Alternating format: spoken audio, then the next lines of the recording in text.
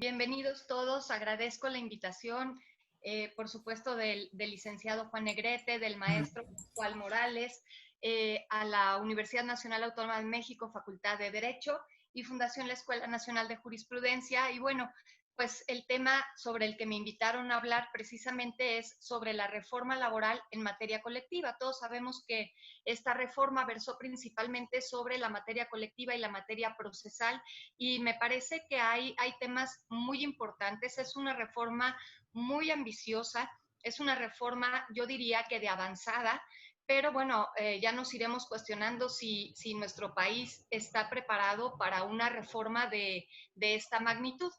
Voy a ver si puedo compartir la presentación para irla viendo.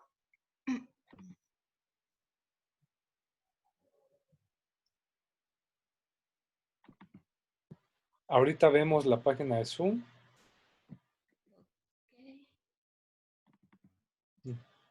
Ahí va. Sí.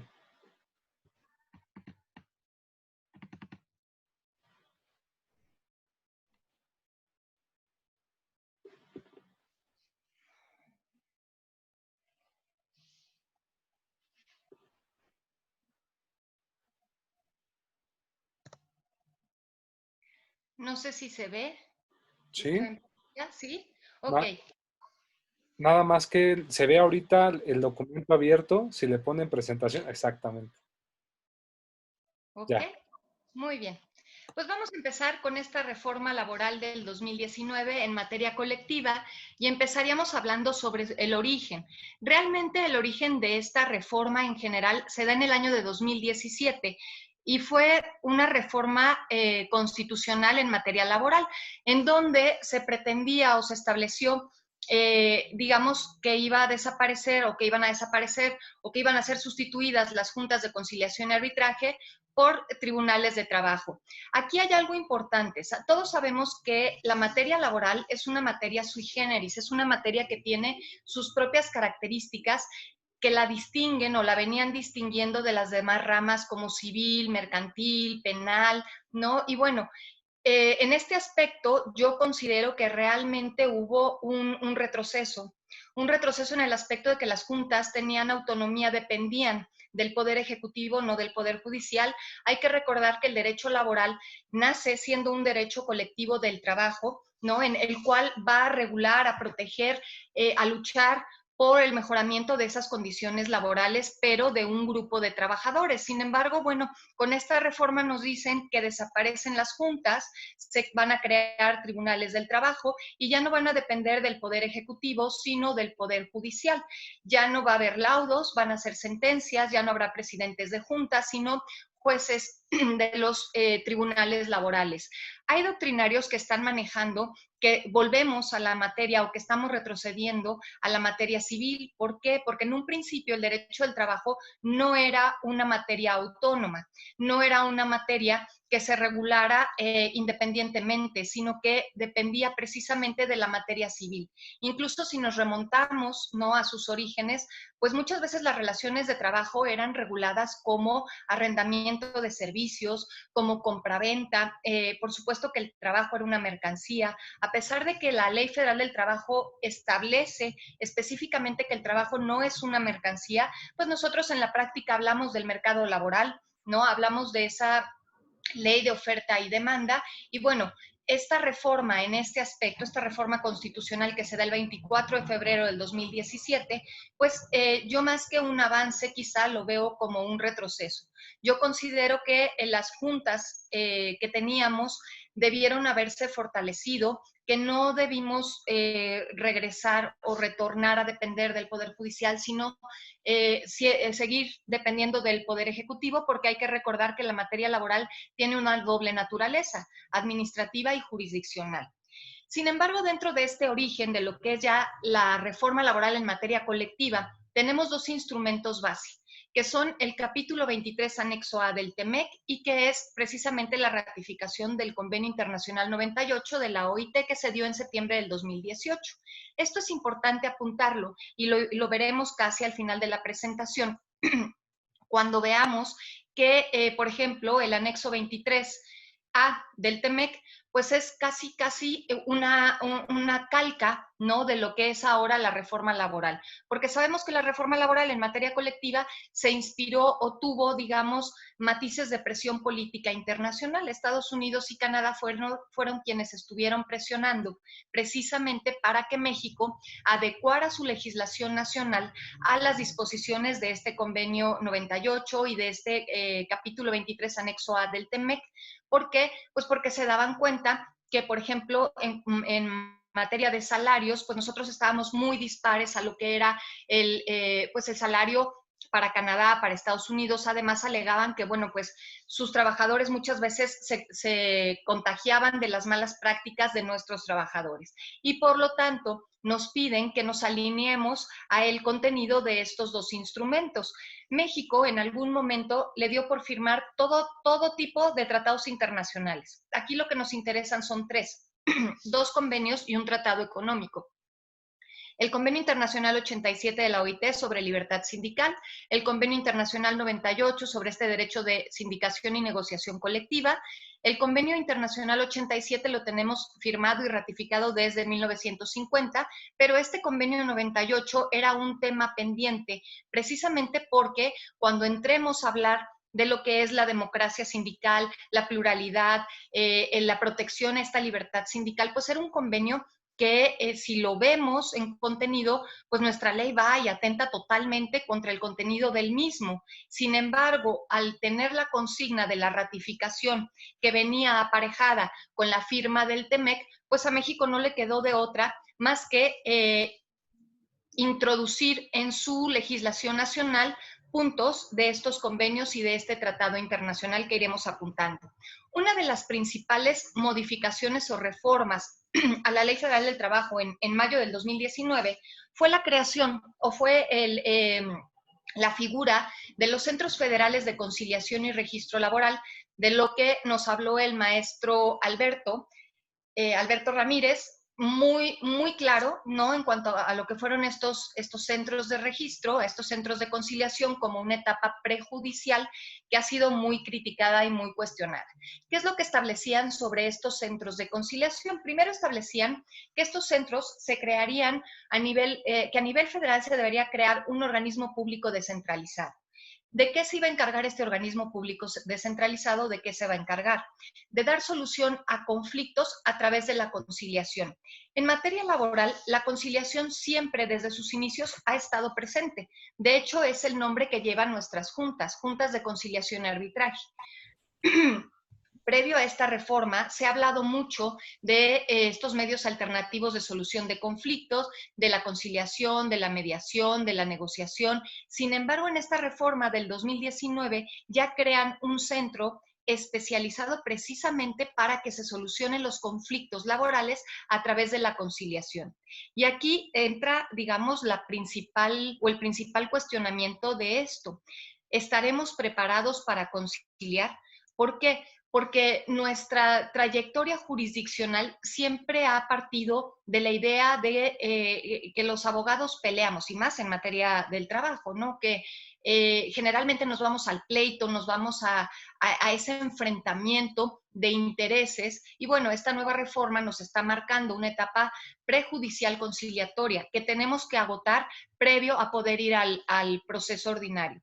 ¿Qué quiere decir esto? Que estos centros de conciliación tendrán que expedir un documento, una constancia en la cual se certifique que efectivamente las partes acudieron a la conciliación, y si se llega a algún acuerdo conciliatorio en el mismo, bueno, pues entonces ahí se dará por terminado el proceso o el conflicto que pueda haber. De no ser así, entonces ya se irán a los tribunales laborales.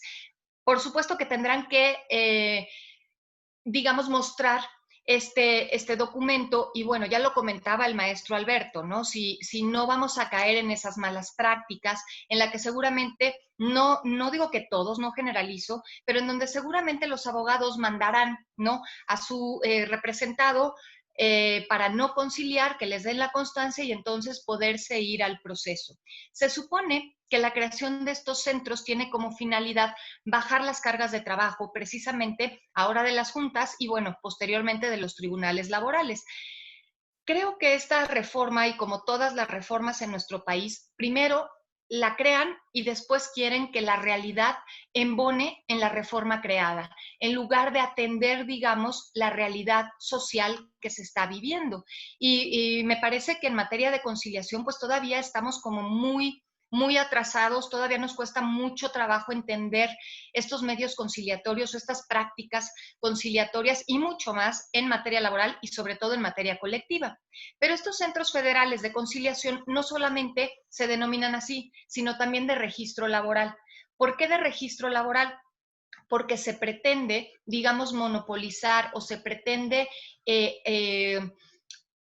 agrupar todos los registros que hay de sindicatos, de contratos colectivos, de reglamentos interiores de trabajo, de organizaciones sindicales, dentro de este centro. Para ello, bueno, pues también esta reforma nos marca que tendrá que crearse una plataforma electrónica, una página web atendiendo a la transparencia que marca precisamente la misma, en donde se podrán consultar, ¿no?, esta información.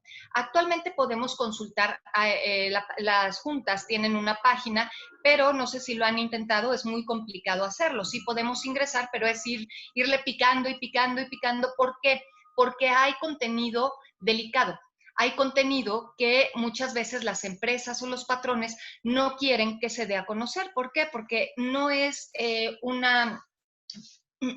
pues no es algo que no conozcamos respecto a estos contratos colectivos de protección patronal, en donde se establecen nada más los mínimos legales y obviamente entre eso y el desconocimiento por parte de la clase trabajadora, que más que ser culpa quizá del patrón, y no hablaría de culpa sino de responsabilidad, es una responsabilidad social conjunta, porque los trabajadores muchas veces no se cuestionan qué contiene un contrato colectivo, qué es un contrato colectivo, a qué sindicato están perteneciendo, qué derechos tienen, para qué existe el sindicato, ¿no?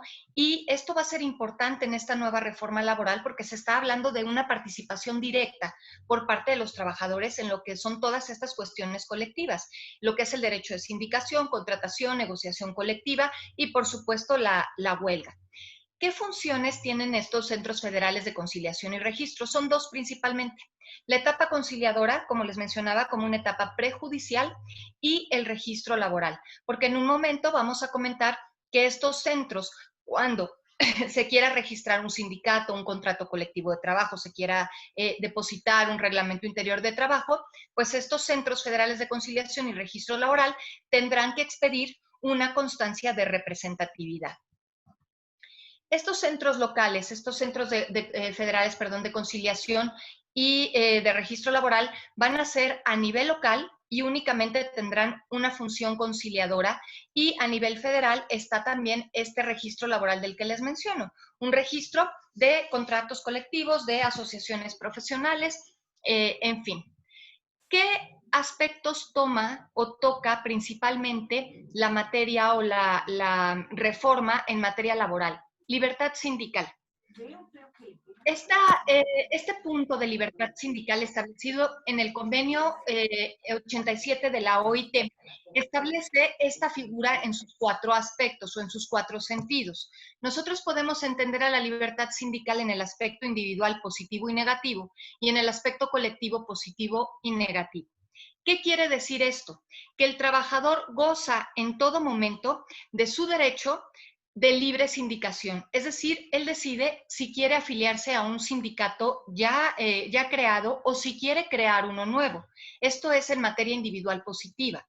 En el aspecto individual negativo es la facultad que tiene todo trabajador para poder separarse en cualquier momento del sindicato al que pertenece o decidir no pertenecer a ningún sindicato ya establecido. ¿Cuál ha sido la práctica que hemos estado viendo en materia colectiva? Muchas empresas, y lo comentaba en otras charlas, ¿no? Muchas empresas tienen ya sindicato formado sin tener trabajadores contratados.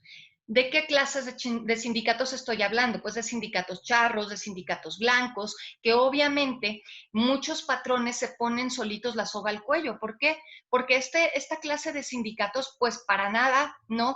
Tienen, digamos, tienen honor o tienen valores o tienen ciertos lineamientos éticos. Estos sindicatos, por supuesto que le cobran al patrón su cuota para mantener a los trabajadores tranquilos, para no estallar huelgas, para revisar estos contratos de protección patronal, pero si el patrón no cubre esas cuotas con estos tipos de sindicatos, pues muchas veces el sindicato lo que hace es llevar a cabo estas famosas huelgas de extorsión, con las cuales se supone que a través de esta reforma en materia colectiva se pretende terminar. Yo comenzaba la charla diciéndoles que esta materia o esta reforma es muy ambiciosa. ¿Por qué? Porque quieren cambiar la realidad del país en el aspecto sindical de la noche a la mañana, es decir, en un lapso de 4 años, que es lo que tenemos como plazo máximo para la implementación de la misma, cuando estas malas prácticas pues vienen de décadas atrás, del corporativismo sindical, de la creación de la CTM a partir del gobierno de Cárdenas, de la corrupción del sindicalismo desde Díaz, ¿no? O sea, son cuestiones ya muy arraigadas que va a ser complicado modificarlas o crear esa conciencia colectiva y sobre todo a lo mejor capacitar a estos trabajadores que serán los actores principales en la implementación de esta reforma laboral, porque se habla precisamente de su participación directa. Se habla de la democracia sindical. Esta democracia sindical viene tanto en Convenio Internacional 87 como en el 98 y precisamente tiene que ver con el voto personal, libre, directo y secreto de los trabajadores. ¿Para qué? Para elección de su mesa directiva, para formación o creación de contrato colectivo, de revisión de contrato colectivo, para decidir si se van a una huelga o no, ¿no?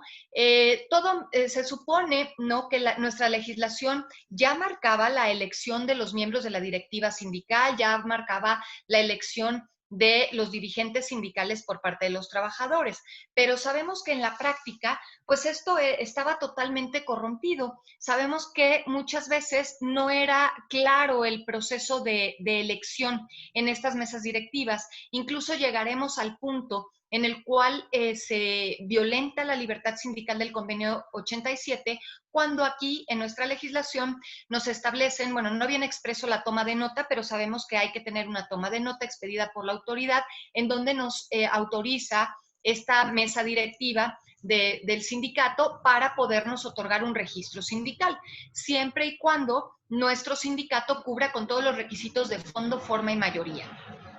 ¿Qué quiere decir esto?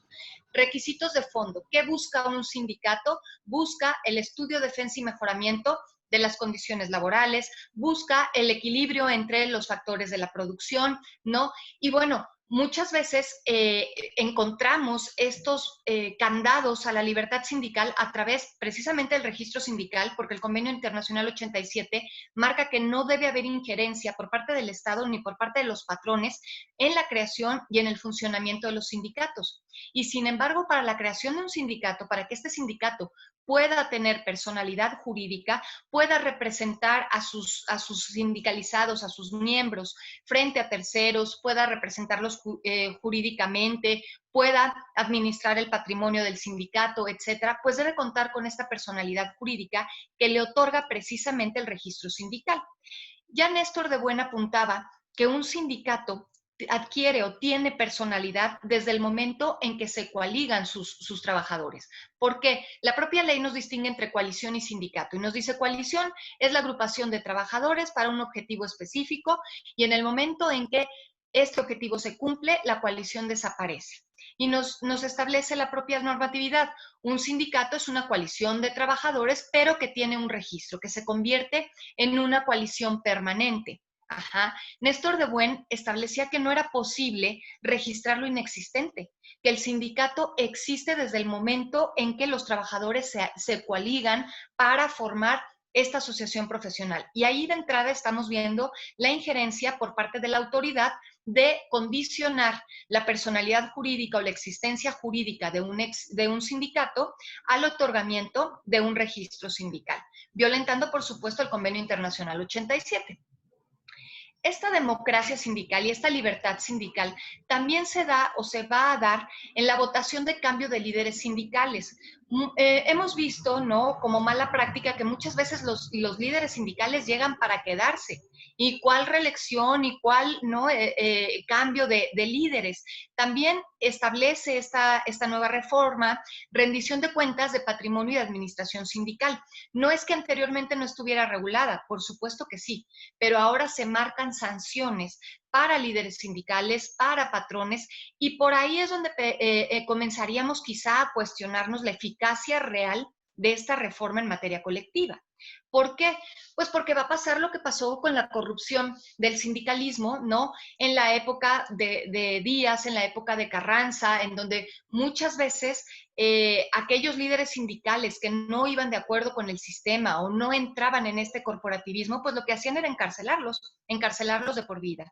Y no duden que quizá si no se implementa de una manera adecuada esta reforma laboral, pues empecemos a ver, ¿no?, este tipo de situaciones para líderes de sindicatos democráticos. Ahora, el problema en nuestro país es que la materia sindical para nada está bien vista. ¿Por qué? Porque muchas veces hemos visto o se ha reflejado que el sindicato es, digamos, el enemigo del patrón. No estamos entendiendo que la figura del sindicato debe ser una figura que coadyuve con el patrón y que además proteja los derechos laborales de los trabajadores.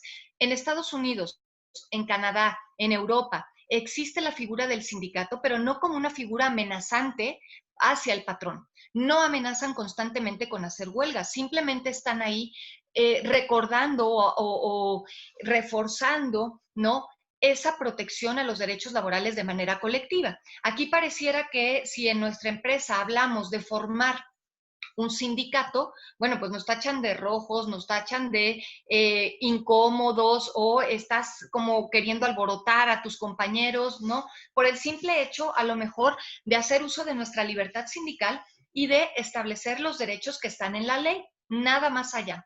¿Qué se requiere o cómo se llevará a cabo esta democracia sindical, esta intervención directa a través del voto personal, libre, secreto de los trabajadores? Ellos lo utilizarán para la elaboración, para el depósito y para el registro de un contrato colectivo. ¿Por qué? Porque para elaborar un contrato colectivo de trabajo, pues no es nada más bueno, establezco ciertas condiciones y listo. No, hay un estudio previo de cuáles son nuestras condiciones laborales que están rigiendo, qué condiciones podemos negociar, qué condiciones necesitamos que sean protegidos colectivamente. Y yo siempre he dicho que, sobre todo ahora que está con tanto auge la materia laboral, ¿no? Pues la materia colectiva es sumamente especializada. O sea, estos trabajadores primero tendrán que ser capacitados y se les tendrá que enseñar sus derechos individuales y posteriormente cómo se da la protección colectiva de los mismos, qué es un contrato colectivo de trabajo, porque no es cualquier documento, cómo se elabora, cómo se deposita. Muchas veces creen que con el sello de recibido en las juntas del contrato colectivo está depositado y no es así. Por ejemplo, si un contrato colectivo no lleva, no está establecido los tabuladores salariales, pues ese contrato colectivo será inválido y a lo mejor no será posible que se deposite. Y esta fecha de depósito del contrato colectivo es sumamente importante porque a partir de ella será que podamos establecer los términos para solicitar una revisión de contrato colectivo en materia de salarios y en materia de condiciones económicas. Una vez, ¿no?, que se ha tenido la participación democrática de los trabajadores en la solicitud de un contrato colectivo, en el depósito del mismo, pues el patrón nos dice tiene la obligación de entregar un ejemplar impreso dentro de los 15 días posteriores a la fecha de depósito. En la práctica me ha tocado ¿no? Que muchas veces les pregunto a alumnos que son precisamente personas que están sindicalizadas, bueno, ¿y qué establece tu contrato colectivo de trabajo y cuáles son las condiciones? Y en muchas ocasiones ni siquiera saben qué firmaron y mucho menos tienen una copia del mismo. Anteriormente el registro era secreto, anteriormente no podíamos consultar, ¿no?, el contenido de estos contratos. Ahora se puede, pero como les decía, es complicado. Es complicado, ¿por qué? Porque en el estudio que se ha hecho sobre esta reforma en materia colectiva, se han arrojado resultados, pues no gratos, ¿no? Para lo que se está buscando a nivel internacional. Se ha arrojado un porcentaje de entre el 90 y 95% de los contratos depositados como contratos de protección. Y estos tendrán que ser revisados en un lapso no mayor a 4 años, ya lo veremos un poquito más adelante, porque se busca efectivamente que haya transparencia y que haya una adecuada democracia sindical. Estos centros federales de conciliación y registro laboral otorgarán, una vez depositado el contrato colectivo o una vez registrada el sindicato, una constancia de representatividad. Esta constancia de representatividad tendrá una vigencia de 6 meses. ¿Qué es lo que acredita esta constancia de representatividad? Como su nombre lo indica, está acreditando que la mayoría de los trabajadores sindicalizados o que un porcentaje mayoritario está de acuerdo con la creación del sindicato, con el contrato colectivo de trabajo, con su revisión, pero ojo, para nosotros una mayoría sería un 50+1. Sin embargo, en el TEMEC se maneja un porcentaje del 30% del interés mayoritario de los trabajadores. ¿Por qué el 30%? Se unificó. En Estados Unidos y en Canadá el porcentaje requerido es del 30%. Y con esta solicitud o petición o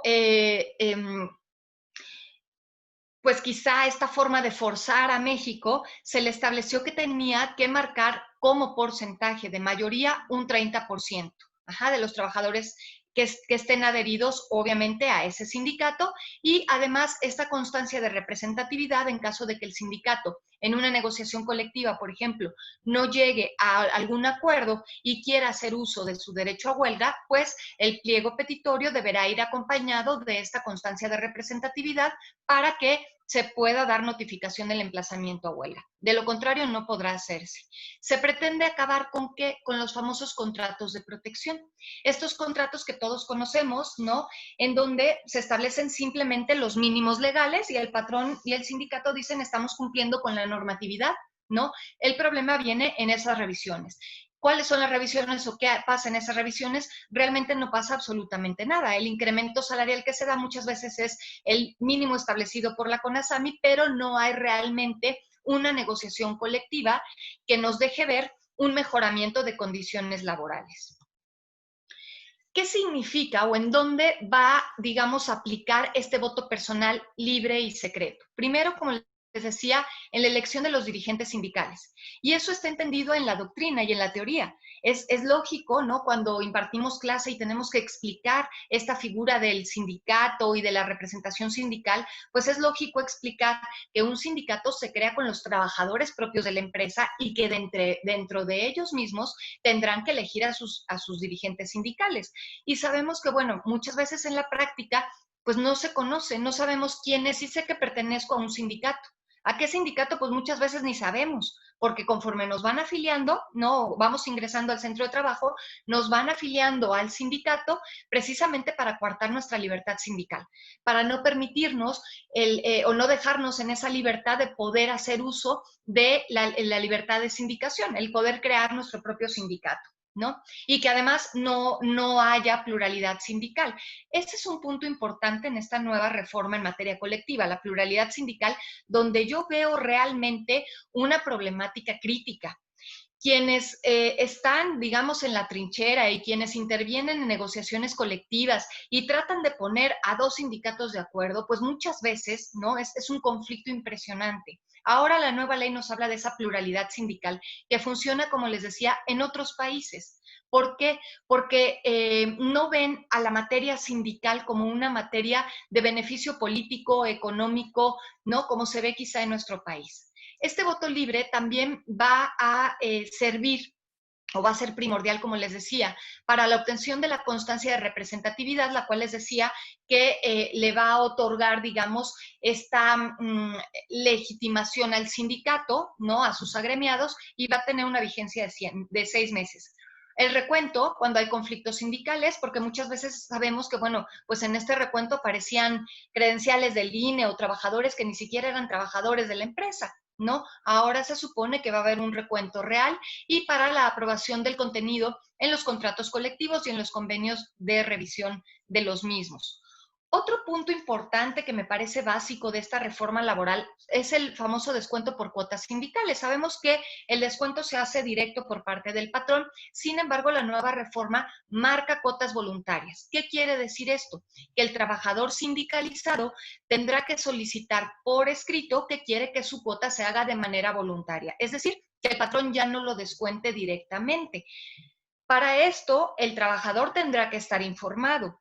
Y bueno, mucha de esta reforma, pues por supuesto que se cubre, porque yo siempre les hago la referencia o el símil entre una asociación profesional y a lo mejor una asociación civil o mercantil.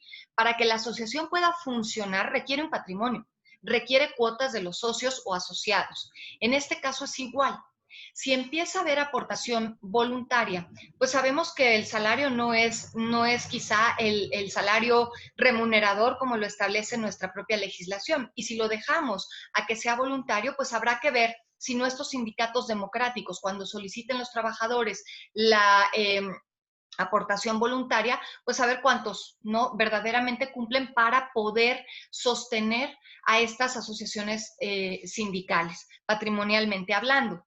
Hay nuevas prohibiciones para los sindicatos, que es lo que yo les comentaba. Aquí es donde hay que tener mucho cuidado con estos sindicatos democráticos o estos sindicatos que a lo mejor se les permite, porque actualmente se están otorgando registros sindicales al por mayor, cosa que antes no sucedía. Antes había muchas trabas para otorgar el registro sindical, precisamente porque eran sindicatos que podían representar una verdadera lucha o a lo mejor un verdadero problema, tanto para la empresa y podían incluso presionar política y económicamente, ¿no? Entonces, ahora establecen nuevas prohibiciones y, por ejemplo, está el cometer actos de extorsión. Uno de los actos que yo les comentaba eran precisamente estas huelgas de extorsión, donde muchas veces están estos sindicatos charros, en donde el patrón ya no cumplió con esas cuotas y entonces estallan huelgas. O simplemente se conforma un sindicato o por ahí empieza, ¿no?, a meterse este sindicato y estalla una huelga en una empresa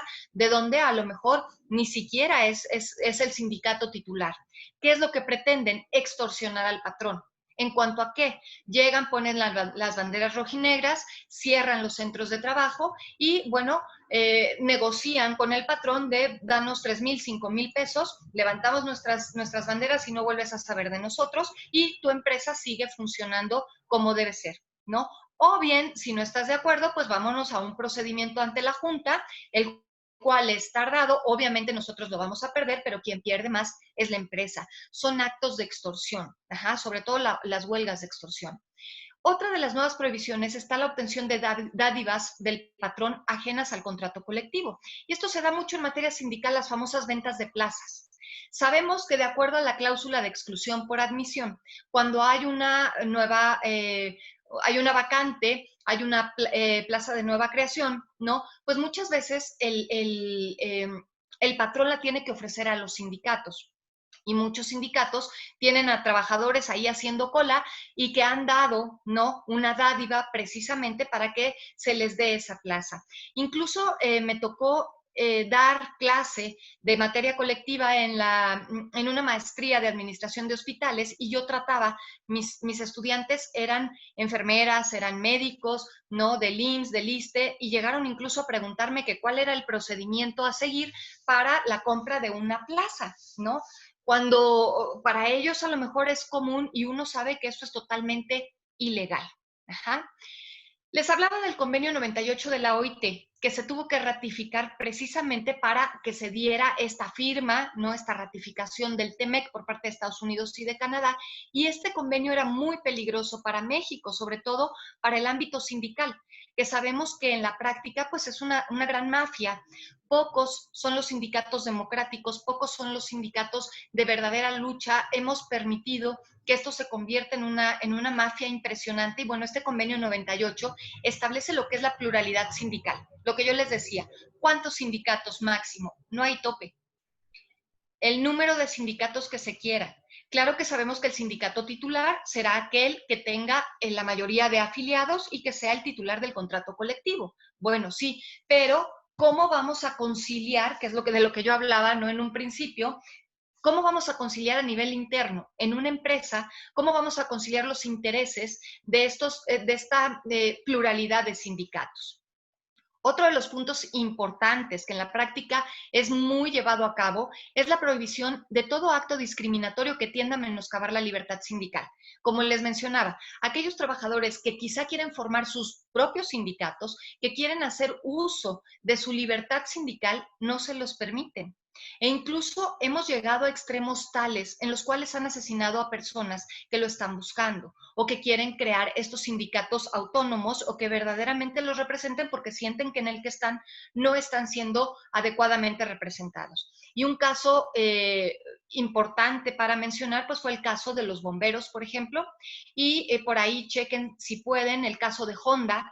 Uno es en el ámbito público, otro es en el ámbito privado, donde precisamente se quiso hacer uso de la libertad sindical y hubo no solamente actos discriminatorios, sino que incluso llegaron a matar a estos dirigentes sindicales que estaban pugnando por crear nuevos sindicatos. Ajá. Otro de los puntos importantes es adoptar las medidas para estimular y fomentar entre las partes los procedimientos de negociación voluntaria respecto a los contratos colectivos de trabajo. Esto es un gran logro. Legalmente hablando, porque la materia de negociación colectiva nada más se menciona, pero como que no se le da la importancia real que tiene, ni tampoco se habla mucho de la realidad de la misma. Quien ha tenido oportunidad de estar en una negociación colectiva seguramente se ha dado cuenta que no es una plática o una charla amistosa. Muchas veces aquí se encienden los ánimos, aquí hay una estira y afloja entre sindicato y patrón, si no estamos hablando obviamente de contratos de protección o de sindicatos charros, ¿no? Sino de sindicatos verdaderamente democráticos. Yo muchas veces cuando hablo de esta negociación colectiva, menciono que existe la necesidad de flexibilizarnos. Nos guste o no, estamos en un mundo globalizado. La globalización y la flexibilización no tienen por qué ser satanizadas. La flexibilización deberá entenderse como esa adecuación a las circunstancias que se están presentando.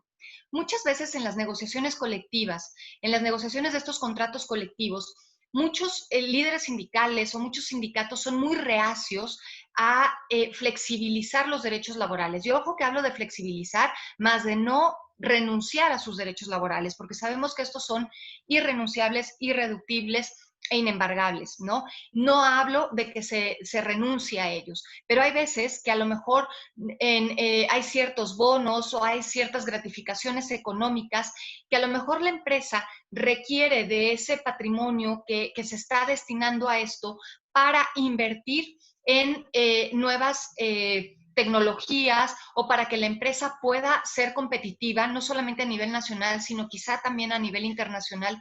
Y muchas veces en esta negociación no existe esa flexibilidad o esa flexibilización por parte de los dirigentes sindicales. Se montan en su macho y es no a la renuncia de derechos laborales, sin entender muchas veces que el seguir en esa postura puede significar incluso la quiebra de la empresa, el que el trabajador se quede sin fuente de trabajo. Ajá. ¿Qué establece el capítulo 23, anexo A del TEMEC?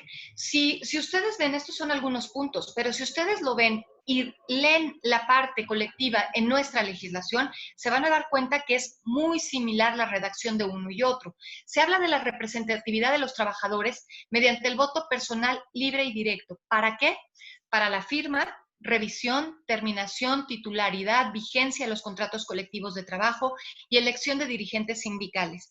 Yo en clase muchas veces a los estudiantes les digo que cuando continúan entienden, ¿no? Los sindicatos es como una contienda electoral de partidos políticos, solamente que aquí son sindicatos. Y son sindicatos que tienen colores y que tienen dirigentes y que tienen a sus representantes y que muchas veces hay esta manipulación, ¿no? De votar por X o cual sindicato bajo la amenaza precisamente que de no hacerlo, pues entonces serán despedidos o habrá ciertas represalias. Se supone, esta reforma nos marca que de acuerdo al voto personal libre y directo por parte de los trabajadores, bueno, pues entonces se terminará con estos actos quizá de corrupción o quizá de manipulación en la elección de dirigentes sindicales. Se va a garantizar también la efectiva implementación de los derechos laborales fundamentales en la legislación. Y aquí habría que cuestionarnos, ¿por qué? Porque en estos contratos de protección están los derechos laborales fundamentales, los mínimos legales. No es el garantizar esos derechos en cuanto al contenido del contrato, sino en verdaderamente mejorar esas condiciones laborales a través de las revisiones y a través de las negociaciones colectivas. Promover la transparencia en la aplicación de la legislación laboral. La legislación laboral nos marca también que se tendrá que crear un sitio web, una página, un sitio en el cual se puedan consultar, como les decía, registros sindicales, contratos colectivos, reglamentos interiores de trabajo, en los cuales habrá transparencia.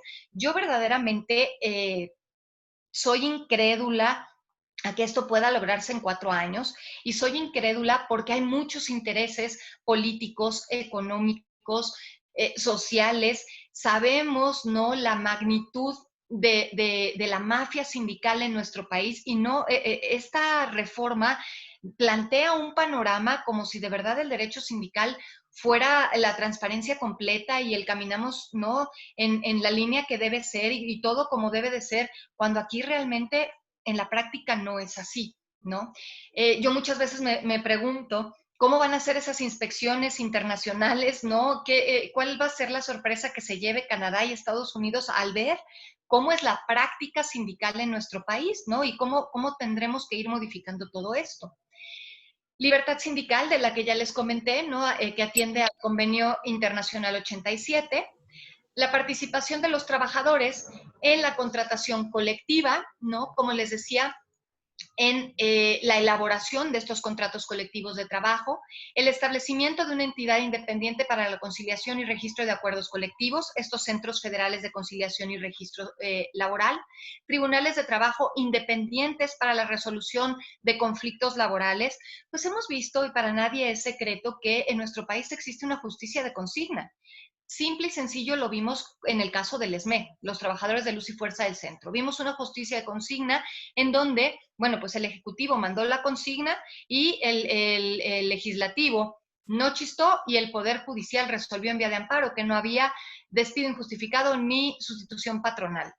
Un claro ejemplo de justicia de consigna, donde realmente no hubo una resolución del conflicto real, porque sabían que de haberse resuelto legalmente como debió proceder, pues obviamente no hubiera procedido la desaparición de Luz y Fuerza del Centro ni el despido masivo como se dio entonces. No, aquí en ningún momento estoy hablando de si eran o no honrados, no, estoy hablando jurídicamente, de la figura cómo debió darse. Democracia sindical en las elecciones transparentes de los líderes sindicales. Bueno, pues es un tema complicado, es un tema, esto de hablar de transparencia sindical, pues va a pisar muchos callos definitivamente, ¿no? Va a causar mucho descontento y pues hay que ser honestos, esta reforma el presidente en turno no creo que la tuviera planteada ni pensada. Él no pensaba meterse, por supuesto, al aspecto sindical, pero pues hubo la consigna de hacerlo bajo amenaza de que no se firmara y ratificara el TEMEC, ¿no? Revisión de los contratos colectivos de trabajo existentes de por lo menos en una ocasión durante los 4 años posteriores a la entrada en vigor de la ley laboral. ¿Por qué? Porque yo les mencionaba que con cifras, ¿no? Existe un 90-95% de contratos de protección, contratos que no son revisados, contratos en donde no hay una mejora en condiciones laborales y bueno, con esta nueva reforma se pretende eliminar, quitar vigencia a esos contratos que no han sido revisados porque se entiende entonces que no se está atendiendo a la finalidad del sindicato, que es el estudio, defensa y mejoramiento de las condiciones laborales, que no hay una democracia sindical que pues no es lógico pensar que los trabajadores no quieran, ¿no?, un mejoramiento de sus condiciones de trabajo. Transparencia en los contratos colectivos de trabajo, documentos o estatutos sindicales, los cuales deberán estar disponibles para todos los trabajadores a través de un sitio web centralizado. Y esto es sumamente cuestionable. Lo hemos visto, por ejemplo, aquí, en reuniones de Zoom, ¿no?, donde muchas veces nos falla el audio, nos falla el video, donde hay conflictos en, a ver, no puedo presentar, no. Bueno, imagínense ustedes qué magnitud de sitio web estamos hablando para que se pueda transparentar toda esta información, ¿no? Y del presupuesto, por supuesto, que se está mencionando. Ajá. ¿Qué contextos de la reforma laboral en materia colectiva tenemos? Está libertad sindical, Convenio Internacional 87. ¿Qué tendremos que hacer? Pues tendremos que aprenderlo nosotros, que estudiarlo nosotros y, por supuesto, los patrones, líderes sindicales, y bajar la información a los trabajadores para que ellos entiendan de una manera simple, de una manera sencilla, qué es la libertad sindical. Y esto es sumamente peligroso, como les decía, para este sindicalismo charro, para este sindicalismo blanco. Es sumamente peligroso también para los patrones. Hay mucha resistencia, y no solamente en materia colectiva, en muchas reformas que ha habido, la NOM 35 y muchas nuevas implementaciones que se han querido hacer en materia de trabajo, hay mucha renuencia.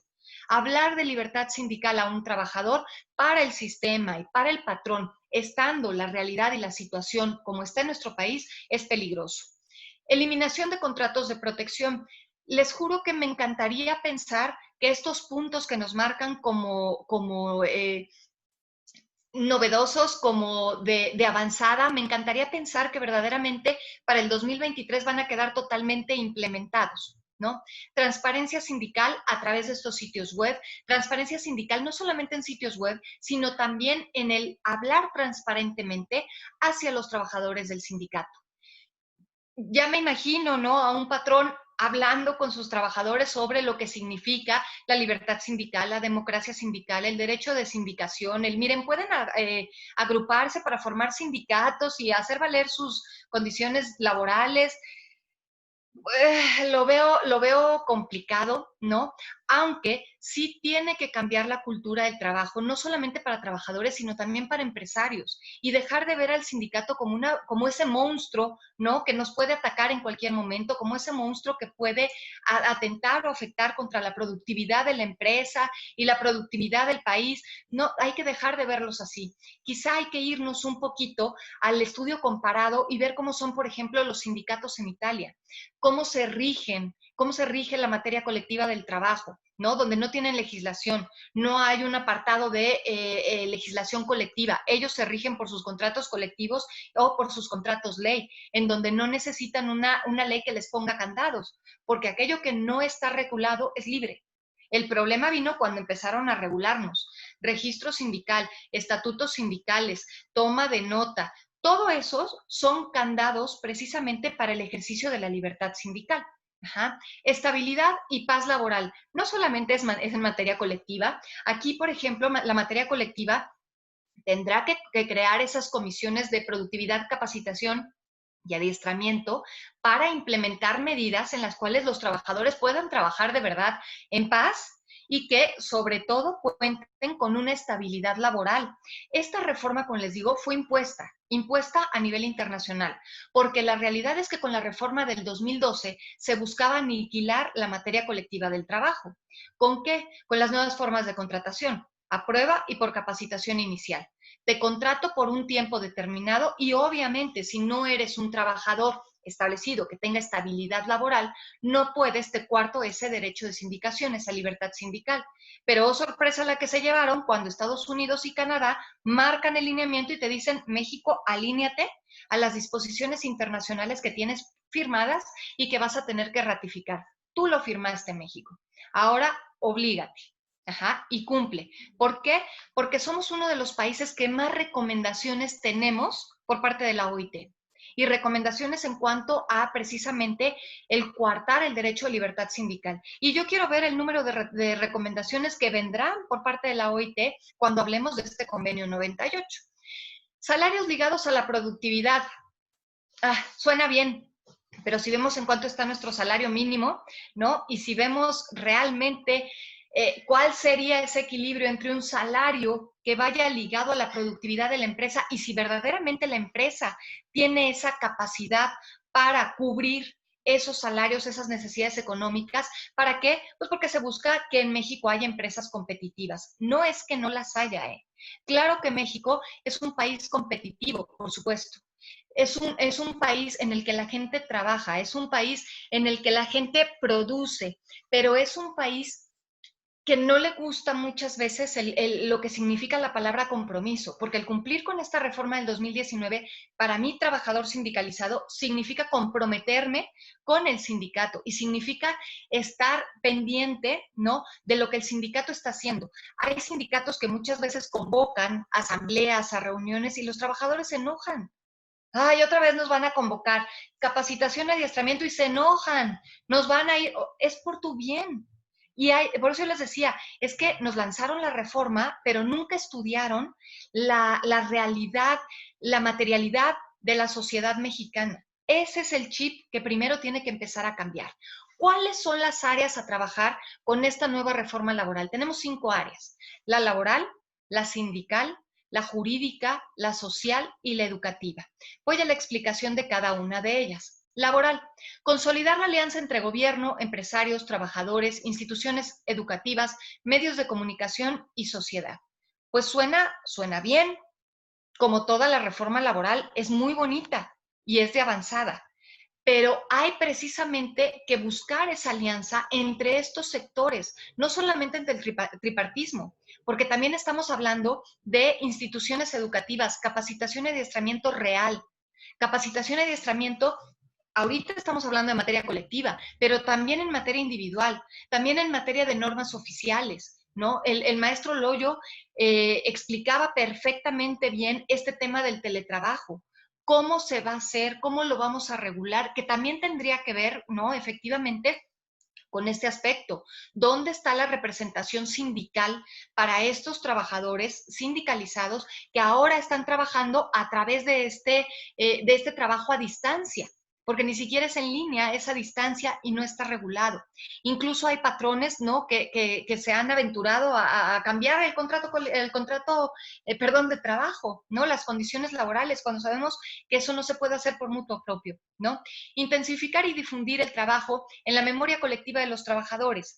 El derecho sindical es hermoso, la historia del derecho sindical es hermosa. Yo siempre les digo, quien no conoce su historia está condenado a repetirla.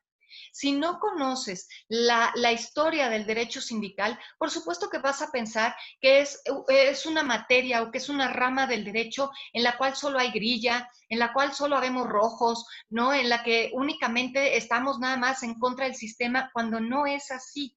Cuando lo que tenemos que buscar es precisamente esta unión de fuerzas políticas, económicas, empresariales, laborales. Ya tiene que empezar a cambiar esta conciencia de clase, no entendida como fuerzas antagónicas. Capital y trabajo no deben ser entendidas así, se necesitan. Se requiere que entendamos que somos una maquinaria perfecta que debe buscar el engranaje perfecto para poder trabajar. Por eso es que México no puede ser productivo a nivel internacional. Aquí tenemos N cantidad de empresas extranjeras, de café, por ejemplo, malísimo y carísimo, cuando aquí producimos café de calidad, pero no nos aventuramos y tampoco nos lo permiten, obviamente. ¿Por qué? Porque los países cuidan su mercado interno. No permiten precisamente que entren empresas de otros países tan fácilmente como lo permite México. ¿Dónde está esa representación sindical? Ajá. Otra de las áreas es la sindical. ¿Qué se busca? Un trato digno y humano hacia el trabajador. No quiero poner al trabajador tampoco como esa figura de víctima y al patrón como victimario. Por supuesto que no, hay de todo. Pero ¿qué se tiene que buscar? Se tiene que buscar precisamente que ese trabajo busque dignificar, porque eso es lo que busca el derecho del trabajo: tutelar, dignificar y reivindicar las condiciones de los trabajadores. Ajá. Y no por eso debemos entenderlo como vamos a aplastar a la parte empresarial o a la parte patronal. No.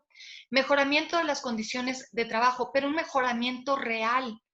De verdad, el salario mínimo es risible. Es increíble lo que aumenta y esa mejora de condiciones laborales muchas veces en negociaciones colectivas no son reales, son de risa. Hay que buscar en la medida de lo posible, sin afectar obviamente a la empresa, a la fuente de trabajo, ¿no? El mejorar esas condiciones. ¿Cómo podemos a lo mejor invertir en la empresa para que las condiciones laborales puedan mejorar? Transparencia en el manejo de los recursos. ¿Sabemos cuándo han visto un líder sindical pobre? ¿No? Sabemos que ahí está precisamente, ¿no?, ese conflicto o quién suelta precisamente ese hueso sindical. Si ahí en esa falta de transparencia de manejo de los recursos es donde se vuelven millonarios, ¿a dónde se van mis cuotas? En la reforma del 2012 hubo algo muy interesante. Se habló de la fiscalización de sindicatos. Apartado B, brincó, no se dejó. Digamos que esa iniciativa no pasó. Pasó la fiscalización en sindicatos apartado A, pero a mí realmente, ¿qué me puede interesar, no? Las cuotas sindicales a lo mejor de una empresa privada. A mí me importa la fiscalización de cuotas sindicales en Pemex, en el IMSS, en el Sindicato de la Educación, ¿no? Esas son las cuotas que me interesa que se fiscalicen. Y casualmente eso no pasó. Ahí es cuando les digo que verdaderamente sí hay representación colectiva, porque muchas veces dicen, nadie hace caso, esto es una utopía. No, cuando hay verdadera unión, sí se pueden lograr muchas cosas. Pero la unión no es voy y me peleo y grito y agredo. No, la unión es conozco, estudio, reflexiono y aprendo. Y a través de eso, entonces puedo yo solicitar, negociar, puedo entonces hacer valer mis derechos y yo creo que nos corresponde a todos, ¿no? A mí, por ejemplo, en el ámbito académico, a los investigadores, a los litigantes, a los sindicalistas, a los trabajadores, a todos nos corresponde estar enterados de qué está pasando en el área laboral, porque nos guste o no, está estrechamente ligada al área económica. Queremos un país que avance porque nos metieron a una reforma de avanzada. Pues entonces hay que cumplir esa expectativa y hay que estar a la altura. Rendición de cuentas. Siempre ha habido rendición de cuentas, pero generalmente se establecía la rendición de cuentas para los sindicatos que ya no me eran favorables o para los sindicatos que querían salirse como se dice vulgarmente, del huacal, ¿no? Aquellos sindicatos que ya no querían estar con el corporativismo o estar con el sistema, pues entonces sí, a ver, pídele rendición de cuentas, ¿no? Altas y bajas de sus miembros sindicalizados. Cuando ahí estamos viendo que hay una injerencia total y absoluta en el funcionamiento y vida del sindicalismo y atenta totalmente contra la libertad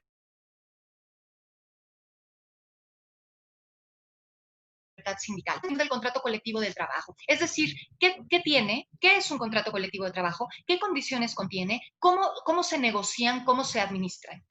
En la parte o en el aspecto jurídico, cumplir con la legislación laboral actual y futura. La actual, como les decía, en materia colectiva es de avanzada. ¿Estaremos preparados? ¿No? Esa es la gran interrogante. Futura, pues acuérdense que de acuerdo, ¿no?, a esa reforma del 2002 en materia de derechos humanos, bueno, pues eso busca, ¿no?, que sean progresivos, y lo mismo para la materia laboral, porque hay derechos humanos y porque hay derechos sociales que tienen que ser progresivos, y la legislación laboral tiene que ir en esa progresividad, no en retroceso. La reforma laboral es progresista en papel.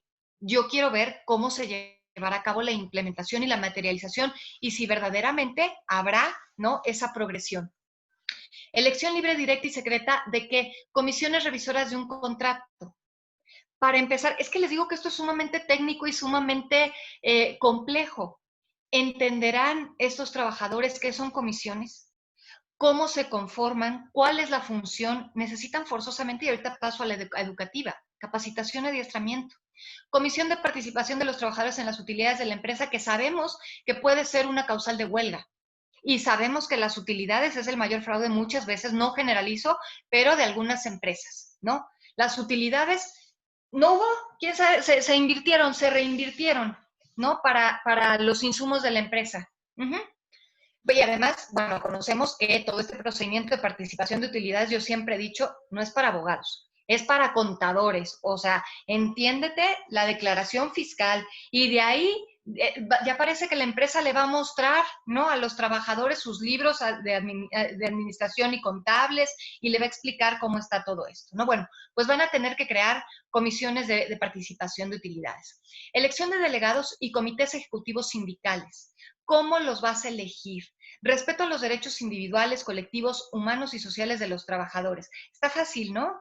Está fácil este aspecto jurídico, ¿no? Que nos ha llevado a todos los que estamos aquí, todo un estudio de toda una licenciatura, quizá maestría, doctorado, diplomados, bueno, y todo esto se los tenemos que aterrizar precisamente a los trabajadores para que puedan ejercer su voto personal libre y directo. Otro ámbito es el social. Fomentar con los 3 ámbitos de gobierno, federal, local y municipal, el otorgamiento de becas y programas sociales efectivos.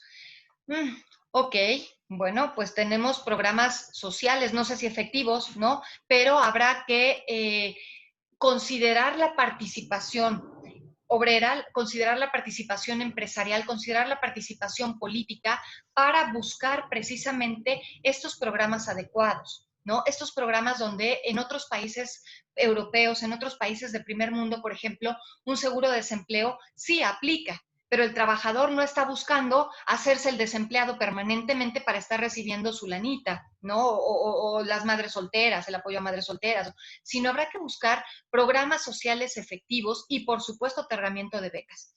Con el nuevo régimen, pues está un poquitito complicado este aspecto, pero bueno, algo podremos hacer, espero, ¿no? Impulsar los servicios ciudadanos siempre buscando la calidad y la eficiencia que proporcionan los sindicatos, en cuanto a que tu sindicato verdaderamente te dé asistencia jurídica, gestoría en vivienda, salud, plan de previsión social, cajas de ahorro, préstamos a trabajadores, es decir, que verdaderamente proteja y cuide estos derechos laborales. Es increíble, por ejemplo, nada más toco el tema de las cajas de ahorro, ¿no? Se te va a descontar $1 y se te van a dar 2 por cajas de ahorro. Ah, qué padre, ¿cuándo lo autoricé? No, es que esta es la política de la empresa. No, es que chécate tu ley federal del trabajo y para que esto aplique yo tengo que otorgar mi consentimiento por escrito, si no, no lo puedes hacer. Y sin embargo lo hacen. ¿Por qué? Pues porque sabemos que estas cajas de ahorro muchas veces son financiadas por instituciones bancarias en donde a nosotros por $1 nos dan otro, pero la empresa muchas veces tiene ahí beneficios fiscales y tiene ganancias económicas. Educativa. Adecuada capacitación y adiestramiento para trabajadores y líderes sindicales. Adecuada, transparente. Certificación de competencias laborales, sobre todo a inspectores de trabajo. Y este es un tema que nos daría para hablar, bueno, todo y más. La inspección del trabajo en México los inspectores en número son muy reducidos, no están capacitados y sabemos que lo último que hay en inspección de trabajo es transparencia. Formación de instructores y evaluadores. ¿Quién nos va a evaluar? Verdaderamente, ¿quién nos va a evaluar? Formación y especialización de trabajadores de acuerdo a las necesidades industriales. Es básica la esfera educativa. Es básico el conocimiento de esta reforma, pero desde un plano que sea comprensible para todos. Y para todos estoy hablando precisamente de los trabajadores principalmente, que son el principal actor en esta reforma laboral. Ajá. Transición. Aquí les hablo de los, digamos, de los tiempos en los cuales se va a implementar esta reforma laboral. Para la implementación de la reforma laboral a nivel federal y local, se crea un Consejo de Coordinación para la implementación de la reforma con la finalidad de establecer las políticas y coordinación nacional necesarias. Esto ya se implementó un poquitito más adelante. Les voy a hablar de los plazos y términos que se establecieron para ello. Las juntas de conciliación y arbitraje federal y local establecerán las medidas para poder concluir los asuntos que se encuentran en trámite. ¿Ven lo que les digo? O sea, ahí está la reforma, pero la realidad es otra. ¿Cuánto se lleva un juicio laboral? Vamos a tener que trabajar conjuntamente. Ah, ya, están los tribunales laborales y desaparecen las juntas. No, porque los asuntos que estén en las juntas se terminan en las juntas. O sea que tendrán que estar trabajando paralelamente. Y eso significa recursos que de dónde creen que salen. De nosotros. Y bueno, ahí el experto es el licenciado Juan Negrete, ¿no? En materia fiscal, ¿no? En donde yo, con mi muy poco conocimiento en fiscal, me imagino que los impuestos incrementarán atendiendo a estas necesidades y quienes lo vamos a sufrir seremos nosotros, ¿no? Se tuvieron 45 días, es decir, al 16 de junio del 2019, este Consejo de Coordinación para la Implementación debió haber quedado ya implementado. Dentro de los 90 días siguientes a la reforma, que fue el 2 de mayo del 2019, es decir, para el 31 de julio, se debió haber establecido el protocolo de verificación de consulta de los contratos colectivos existentes, y ahí es donde se arrojó esta información que les comento, de que se estableció que entre un 90 y 95% eran contratos de protección, ¿no? 120 días al 13 de agosto del 2019 se establecieron planes de transición de las juntas de conciliación y arbitraje. Durante el segundo año de transición, en el año y medio, para el 2 de noviembre del 2020, ¿no? Tiene que estar ya el listado y respaldo electrónico de los contratos colectivos. Todavía tenemos, ¿no? Tiempo a ver si cumplimos la meta, ¿no? ¿Por qué? Porque hay que respaldarlo electrónicamente, hay que subirlo a esa plataforma. El 2 de mayo del 2020, ese me fue un error de dedo, inicia funciones registrales el Centro Federal de Conciliación y Registros Laborales y la plataforma interoperable de los datos del IMSS. Si se fijan, el reto no es nada sencillo. Dentro de los 3 primeros años, al 2 de mayo del 2022, se deberá concluir la transferencia física de colectivos, contratos de expedientes en materia colectiva. Inician funciones los centros de conciliación y los tribunales locales, y para los 4 años, que es el plazo máximo de transición, el plazo máximo, perdón, de implementación de la reforma, ya iniciarán funciones estos centros de conciliación, estos centros federales de conciliación y registro laboral, y se debe terminar la revisión de todos los contratos colectivos de trabajo. Se tienen 4 años para hacer toda esta revisión. Como les decía, estos contratos colectivos de trabajo, pues habrá que ver no nada más que estén y que cumplan con la forma, sino que verdaderamente exista una revisión de los mismos, un mejoramiento de las condiciones establecidas en los mismos, y que verdaderamente se cumpla con la finalidad de la materia sindical, que es la defensa y el mejoramiento de las condiciones laborales. Y cuando hablo de esto, porque mucho nos dicen, es que eres marxista o comunista y entonces tú quieres aplastar a la empresa. Sin empresa no hay trabajo, pero sin trabajadores no hay empresa. Nos necesitamos los dos. Eso es lo que tenemos que cambiar, ese chip es el que tenemos que cambiar. Para el 2 de noviembre del 2019, a 6 meses, se debió haber emitido la Ley Orgánica del Centro Federal de Conciliación y Registro Laboral.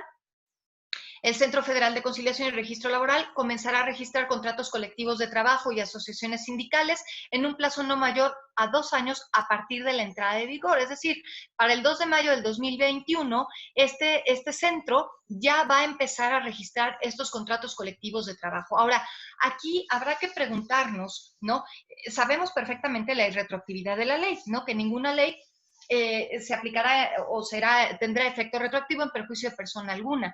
Pero si estamos hablando de que para poder registrar asociaciones, contratos colectivos, necesitamos una constancia de representatividad que tiene una vigencia de 6 meses, bueno, entonces a los 6 meses habrá que renovar.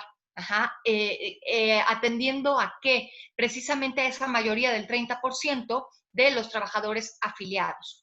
Los centros de conciliación y tribunales laborales locales van a iniciar funciones de manera simultánea y respectiva en un plazo máximo de 3 años a partir de la entrada en vigor del decreto. Es decir, para el 2 de mayo del 2022 tendremos centros de conciliación y tribunales laborales locales trabajando, pero también no lo olviden a las juntas de conciliación y arbitraje.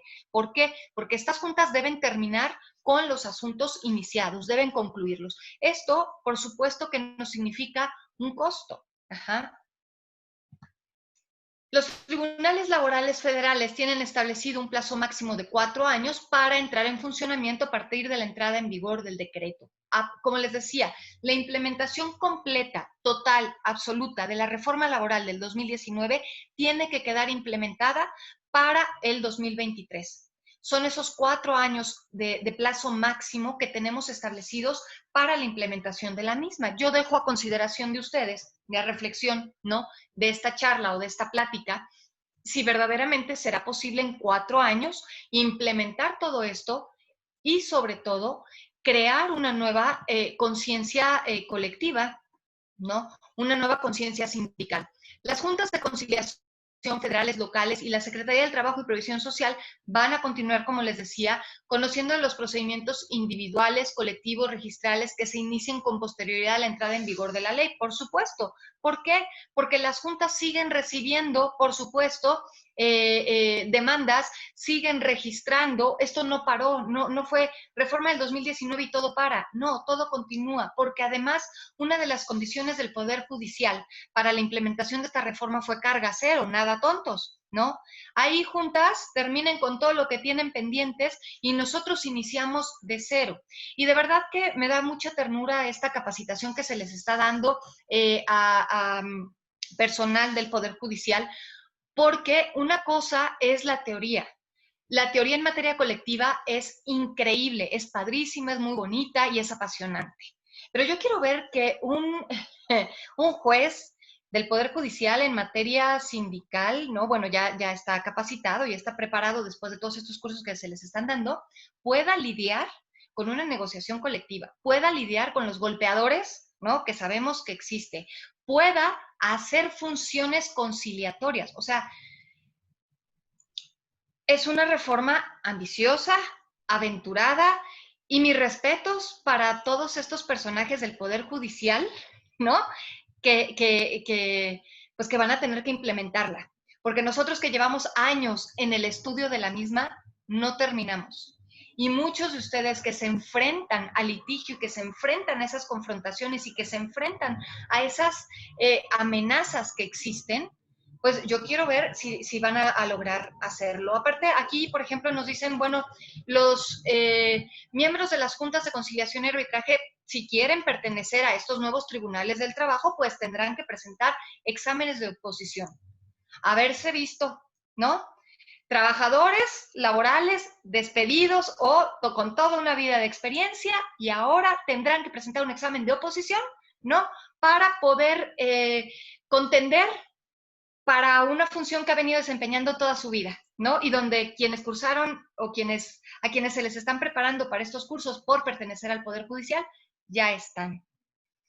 En fin, consideraciones finales. Es una reforma ambiciosa, por supuesto, en la que por primera vez hay un procedimiento prejudicial muy criticado. Hay quien dice se está violentando el derecho a una tutela judicial efectiva, ¿no? Hay quien dice está perfecto, hay quien dice no. Yo lo que cuestiono aquí es, ¿estaremos preparados para la conciliación? ¿O será nada más una instancia burocrática de cumple con el papelito y nos vamos a proceso? Finalmente no conciliamos, ¿no? Y como comentaba el maestro Alberto en su conferencia magistral, que decía, hey, los conciliadores tienen que estar preparados, ¿cómo? O sea, tienen que conocer la materia, materia individual, colectiva, procesal, de amparo, y además tener esa sensibilidad conciliatoria. La primera instancia estará a cargo de los poderes judiciales, lo que les decía, ¿no? Pasamos de pertenecer al Poder Ejecutivo ahora al Poder Judicial. Recuerden que decían, bueno, los ministros de la Corte eran inamovibles, ¿no? Para que no fueran o no pudieran ser corrompidos. Ok, algo más o menos. Se centraliza el registro de todos los contratos colectivos a nivel federal, una labor titánica.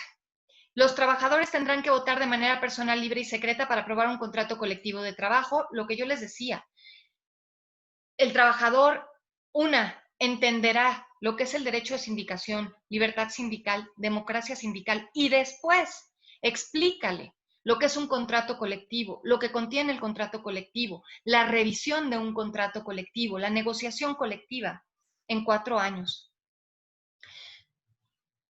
¿Estará nuestra legislación cumpliendo a cabalidad los compromisos constitucionales sobre libertad y democracia sindical? Porque eso es lo primero que van a cuestionar Estados Unidos y Canadá. ¿Se cumple con los compromisos internacionales sobre libertad de sindicación y contratación colectiva? ¿Podrá cumplirse de manera eficiente y eficaz con los procedimientos de consulta señalados en nuestra Ley Federal del Trabajo? Principalmente cumpliremos, ¿no? O estaremos preparados para esta plataforma electrónica para la implementación, para que soporte toda esa información y además para que podamos consultarla, porque además, bueno, pues aquí lo vemos, nos aventaron date clases en línea en Zoom, conferencias, esto y aquello, y fuimos picándole, investigando cómo llevábamos a cabo esto. Bueno, pues habrá que ver si se tiene esa capacidad y esa capacitación adecuada para que puedan precisamente subir y mantener toda esta información. El Centro Federal, además de que, bueno, y comentábamos, ¿no? Esto de los hackers, hay información muy delicada, o va a haber información muy delicada aquí. ¿Cómo se va a proteger? El Centro Federal de Conciliación y Registro Laboral será capaz de dar cumplimiento a todas sus responsabilidades, se contará con el presupuesto, que es lo que yo les decía, recursos humanos, materiales y tecnológicos suficientes. Si vemos a personal de la Junta que de verdad pide a gritos más personal, lo mencionaban en conferencias pasadas, tienen que llevar sus hojas, su toner, o sea, y fíjense todo lo que están comentando aquí. ¿Y de dónde va a salir? Pues del presupuesto. ¿Y cómo? Ha habido un recorte presupuestal impresionante, pero yo, al menos yo, no he visto en dónde ha quedado aplicado ese recorte presupuestal. Yo cada vez veo más carencias, no veo en dónde se está aplicando. Sí veo un mayor número de despidos, un mayor número de desempleos y más con toda esta situación del COVID que se nos vino. Y yo creo que esta reforma está muy bonita, muy bien planteada en teoría. Es una reforma ambiciosa y de avanzada. ¿Por qué? Porque nos estamos queriendo regir por lineamientos de primer mundo, en donde el sindicalismo es distinto al nuestro. Es triste ver que fuimos el primer país en el mundo en regular constitucionalmente derechos sociales, principalmente derechos sindicales, y que ahora no los estemos llevando, protegiendo adecuadamente. Y que además hayamos entrado a una reforma por cumplir en forma, pero tengo mis dudas si se pueda cumplir en fondo. Y bueno, a grandes rasgos, ¿no? Esta es la presentación. Hay muchísimo, sé que hay muchísimo más sobre qué platicar, por supuesto. Hay muchos temas pendientes en materia colectiva porque es un mundo, por supuesto. Y bueno, creo que nos queda mucho trabajo por hacer, mucho que estudiar, mucho en qué prepararnos. Eh, Cuando vi quienes estaban presentes en estas conferencias, yo decía, Dios, hoy todavía les decía, es que, qué miedo, qué miedo, ¿por qué? Pues porque estoy ante gigantes del derecho laboral. Pero aquí no se trata, ¿no?, de restar, sino de sumar. Y cada uno de nosotros, al menos en lo personal, para mí es un gusto siempre que me invitan a dar pláticas, a dar conferencias en clase, en diplomados, el poder transmitir el conocimiento, el poder crear esa conciencia colectiva, esa conciencia sindical, ¿no? De todos, no como una forma de agresión al patrón, no va por ahí, sino como una forma de efectivamente buscar el equilibrio entre los factores de la producción. Eso lo tenemos que entender y hacia allá es hacia donde debemos tender. Pues por mi parte, no espero no haberlos aburrido mucho. Es todo. Gracias. Muchas gracias, querida maestra Vero, y para nada, siempre es un gusto y un deleite escucharle y aprender. Y yo sé que todos los aquí pues reunidos están de acuerdo conmigo, por lo cual, por la hora, les pido a todos los que nos escuchan que si tienen alguna duda o pregunta que quieran hacerle a la maestra Verónica, por favor prendan su micrófono y a favor de hacérsela ahorita mismo. Buenas noches. ¿Qué tal? ¿Sí me escuchan? Sí. Sí. Perfecto. Soy Daniel León. Muy interesante la plática de la maestra. Desde luego que toca los puntos más torales de la reforma. Nada más que sí me permito disentir en cuanto a su criterio de que vamos un paso atrás en cuanto al sistema de justicia laboral, que regresamos al sistema civil. Me parece que no, me parece que las juntas de conciliación y arbitraje cumplieron ya su función después de 100 años. Me parece que la conciliación es inexistente, efectivamente, porque nunca se ha conciliado en esas juntas, y que ahora con el reto del nuevo sistema de justicia, pues la apuesta es que se concilie lo más y se lleve a juicio lo menos. No vamos a esperar mucho tiempo. La reforma se ha implementado en tercios. El primer tercio entra en vigor dentro de 3 meses, el 1 de octubre. Creo que el ejemplo más plausible que podemos ver es el del Estado de México. Tiene un sistema de justicia robusto, que ya nos compartió el consejero de la Peña en una clase anterior. y que yo le apuesto a que sí va a ser exitoso este sistema. Tiene sus deficiencias, habrá habrá que meterle mano en reformas para pulir algunos aspectos, como el de ofrecimiento de pruebas desde el inicio de la demanda para el trabajador, que lo dejan de desventaja, como el de los 45 días en sede administrativa para conciliar, que puede ser realmente un trámite, como la maestra bien lo maneja, pero me parece que sí tiene grandes avances y lo vamos a ver muy pronto. Ese sería el comentario básicamente. Gracias, Daniel. Y yo espero que sí. Yo confío plenamente en todos ustedes, ¿no? En que apoyemos en la verdadera implementación de esta reforma. El maestro Antero Roel, me parece que quería comentar algo. Gracias. Maestra, muy buenas noches. La felicito. Muy claro. Concreto.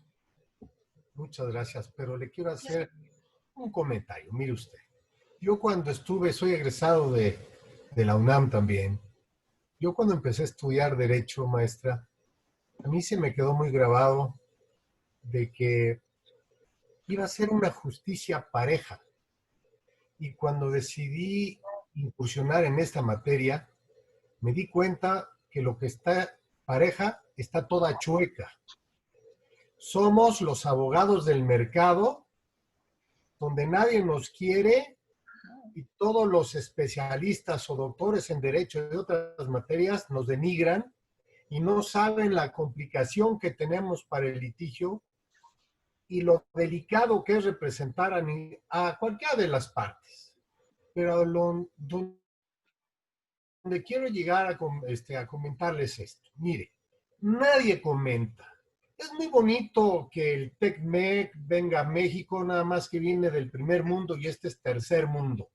El problema es que desafortunadamente dicen, los trabajadores van a poder votar para un líder sindical. Sabemos que los sindicatos se compran en la secretaría, ¿no? Sabemos cuánto cuesta. Si hay amiguismo, se lo regalan. Segundo, ese sindicato no va a desaparecer porque lo heredan, es vitalicio. ¿Por qué surgieron los contratos de protección? Por una necesidad. Yo he estado oyendo en algunas pláticas que satanizan al patrón. No es así.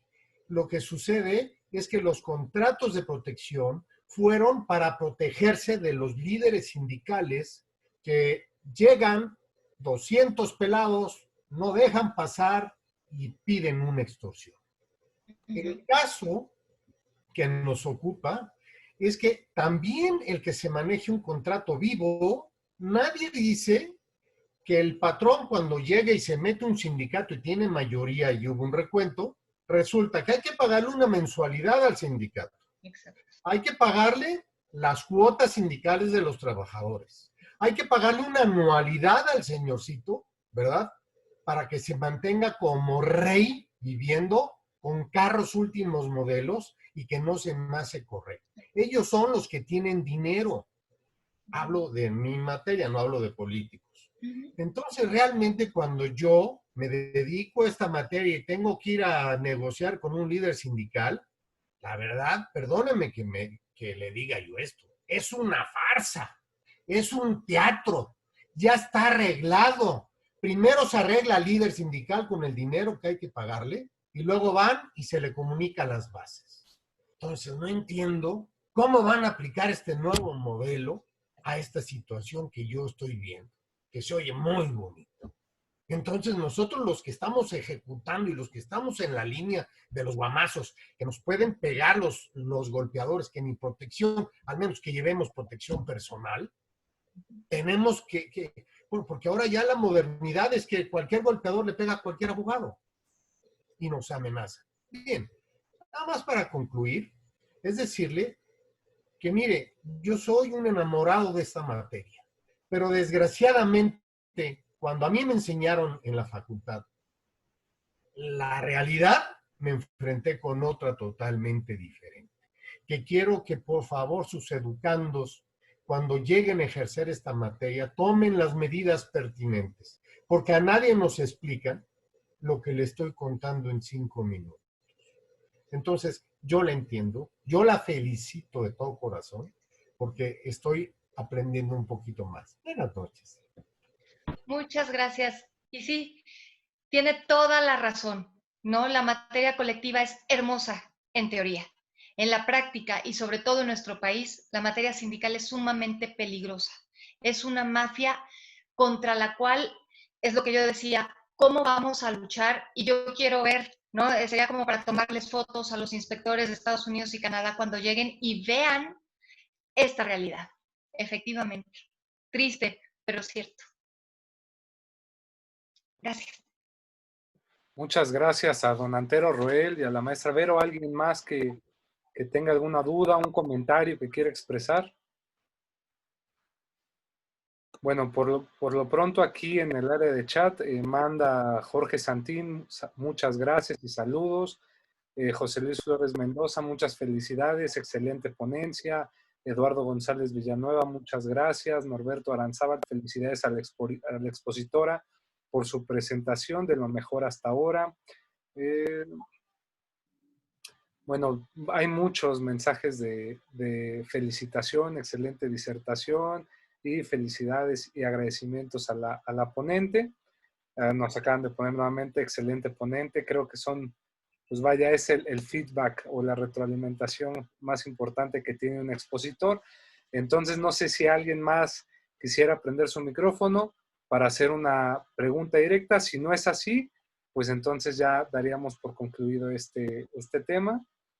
¿Nadie más?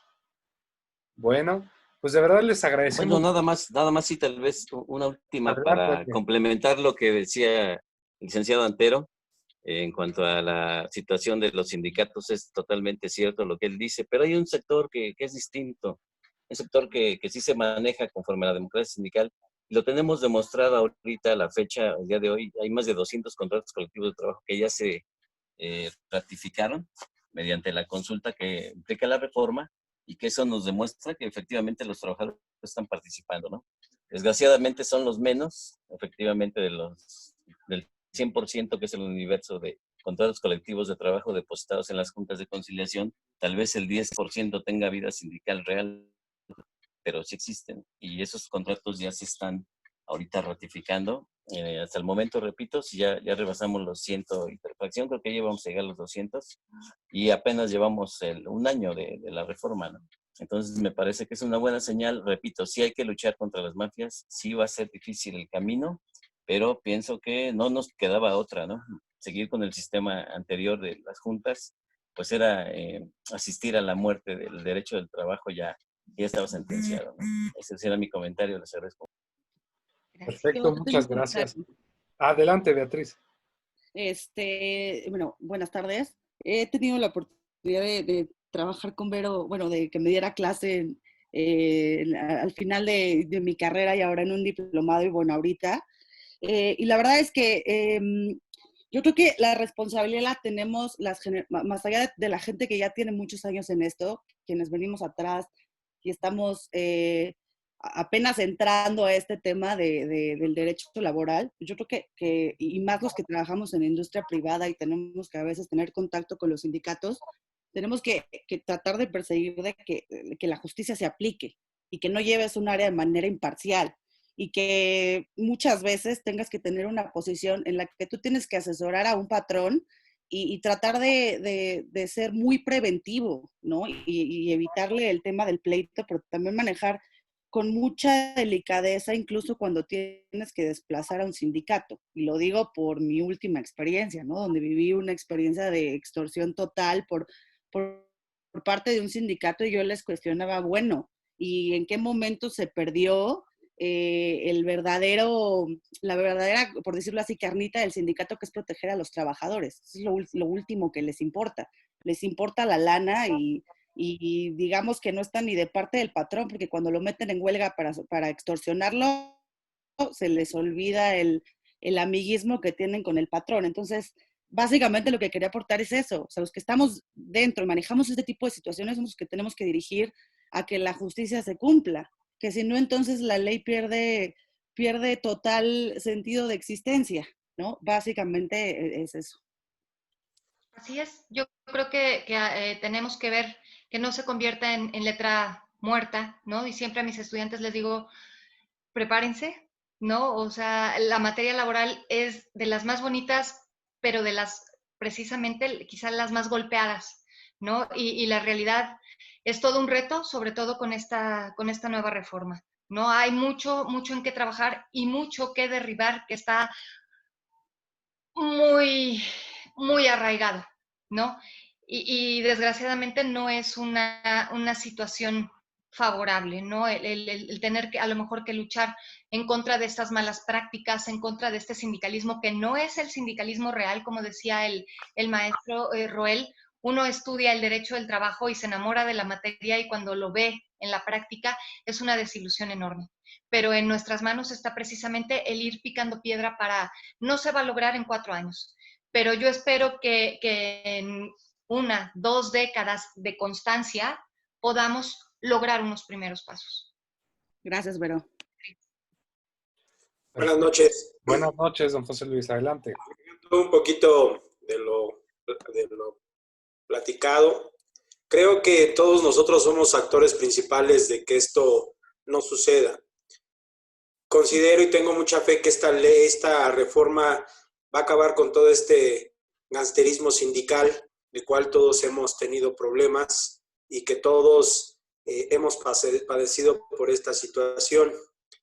Hoy, tristemente, en el sector laboral, los obreros no creen en el sindicato.